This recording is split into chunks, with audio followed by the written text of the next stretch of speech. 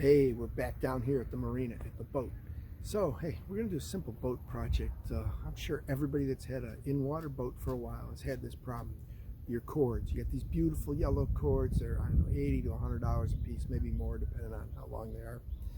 But what happens to them is they start to get sticky and gummy, and then they leave this nasty stuff on your boat where they touch the fiberglass and everything. So I tried all sorts of stuff. I tried chemicals. I tried scrubbing them. I couldn't get it off. I found a solution. Like and subscribe here. Post notifications on. I'll show you the solution now. So there, you can see, this is the nasty sticky cord. All right, this is gooey to the touch. We're going to show you how to fix that. I got an old razor blade.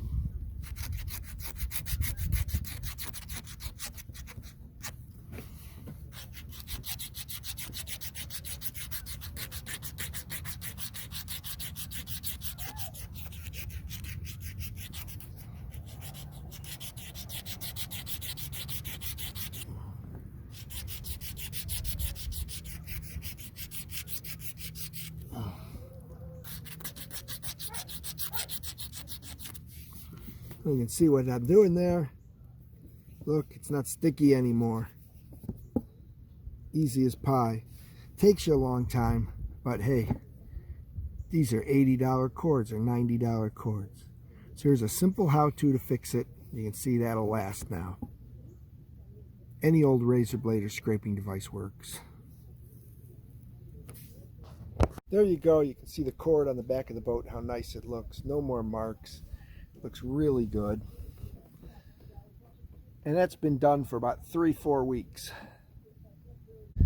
Alright guys, so there we are at the marina. We got our project finished. You saw how nice those cords came out.